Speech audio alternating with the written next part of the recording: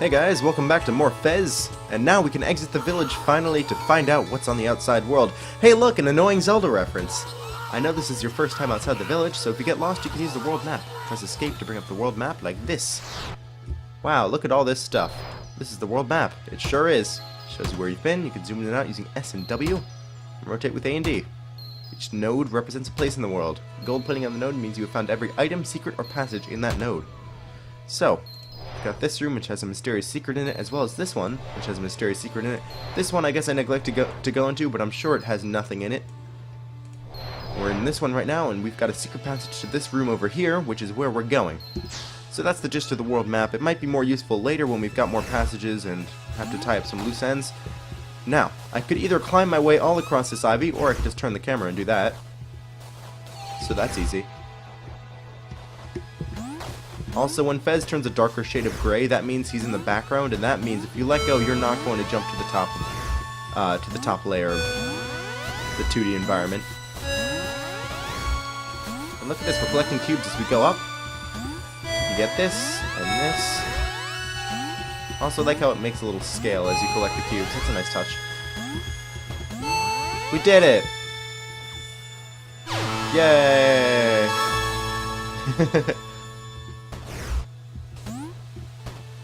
Alright, so now we made it to the top.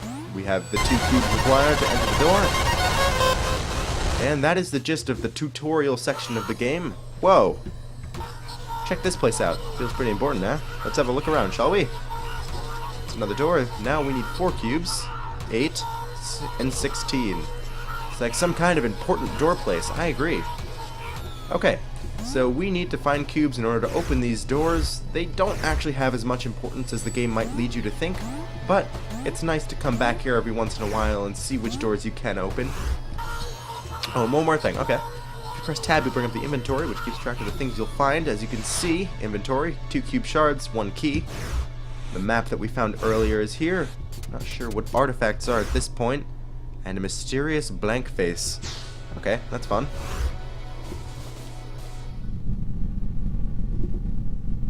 Loading. Welcome to the very first hub. There are 5 hubs in the game, each one with a special little teleporter thingamajig, and doors to rooms all over the place. Whenever you enter a hub, it'll do this fancy little zooming in intro sequence. And here we are. Hello. This one's got some water. It's very nice. Don't fall in the water though, or you will die a horrible, horrible death. Collect stuff, but I'm just going to go through the first door we find because, as I've mentioned before, Fez is a game about exploration, and if you don't just enter doors for no reason, then what else will you do? Let's see, we've got this mysterious door right here. These doors with the little symbols on them, you might not even be able to tell it's a door, but each of them corresponds with a different door somewhere else in the world, and once you've entered both of those rooms for the first time, you'll be able to use them as a form of fast travel. However, I don't find they're very useful because each of them only links to one other very specific door within the world. So, it can be useful at times, but oftentimes they're just another way to get lost. I'm just going to climb up this little slope place. Of course, this intro section is meant to teach you the basics of how moving around in a 3D environment on a 2D plane works. And we've got a mysterious bell with markings on the sides. Ding dong! Ring the bell by pressing L control in front of it, so we can do that. However, we're not sure what these markings mean. This bell is going to be important later once we are able to decipher more of the world's language, but until then, we're kind of stuck. That was good! Wait, what? You don't die in water? That's weird. Huh. It's been a while since I played this game. For some reason I thought you die in water, but I guess not. Okay. Good to know. But you can't sink in water, you can only float. Fez. Gomez is a naturally buoyant material. Ah yes, this room. This is a completely useless room and we will never return here whatsoever. Yes. Certainly. Alright, so now I gotta make my way back to the top of the bell tower in order to enter that door that I completely failed at entering last time. It shouldn't be too hard. This isn't a particularly difficult platforming section, it's just kind of getting used to what's going on, what's happening in the world. And if you accidentally make a wrong turn, then just stand completely still and you'll be okay. But as soon as you move, that's when you can get into trouble, fall behind the background, and accidentally meet a painful death, or even worse, fall in the water and have to climb all the way back up. Because there's really no penalty for dying in this game. The only real penalty is just a temporary inconvenience of time, and it just means you can't fall down long distances. In fact, it's actually worse to land in the water, because that means you have to actually climb back up as opposed to simply teleporting there instantly. Got this. We can climb up and pass through. Just loop around to the other side. Now I've got a choice here. I can go through this door down here or head upwards. I'm going to start by going through the door. See what I can find. Ah, yes, another one of these. Okay, so this puzzle is actually one we can do. We've got these blocks, 4 of them to be exact, and we have to match the symbol that it shows us.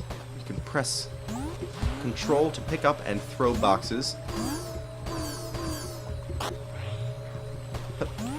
Thank you. Hold down and press Control to put it back down. We're going to put it into its spot right there.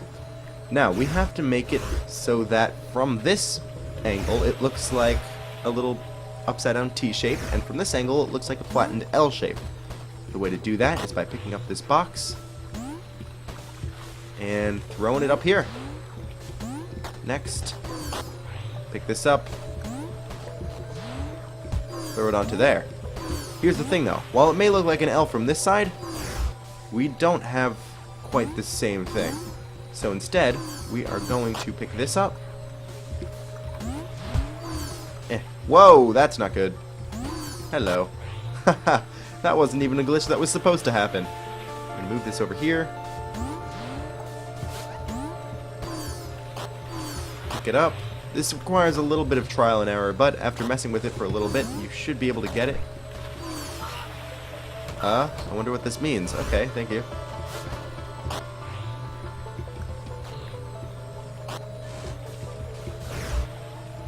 Good, okay. Now, last thing to do is just move this to the center.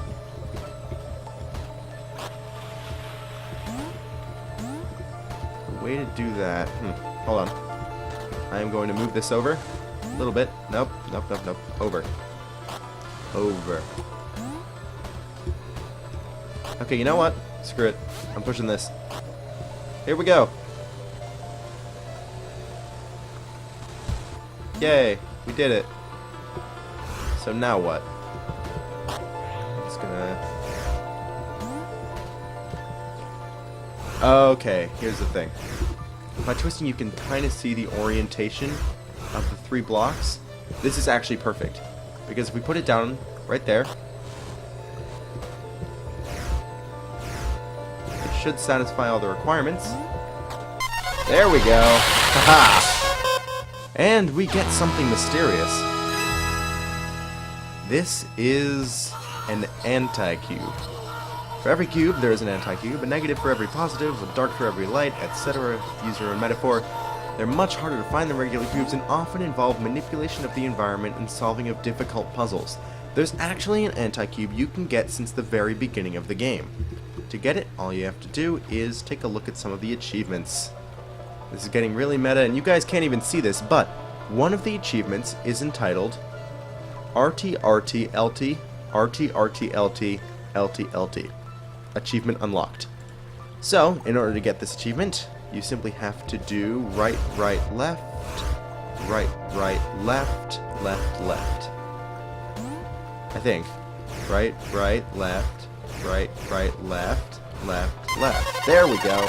And you get your very own anti-cube that you can use and cherish and love. You can get this anti-cube at any time, anywhere. Just enter that specific cheat code kind of thing. And anti-cubes do count as regular cubes, so you can open the 4-door now, but I'm not going to do that yet. Because one does not simply walk into 4-door. Ha ha ha. Okay, I'm done now. So that was that. Ooh, that doesn't look good. Black holes. Black holes are bad. Without the hexahedron, the world is growing unstable. Space can only be folded so many times before it rips. Well, that sounds pleasant. Don't touch black holes. They're not fun things. Instead, we can go around them.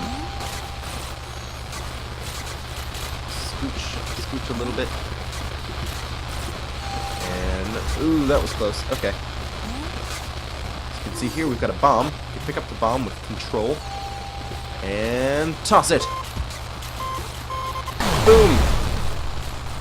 Jolly good. Yes. Perfect. Please ignore the deadly black holes. They are simply there for aesthetic purposes. Also, please do not touch the black holes because they will kill you.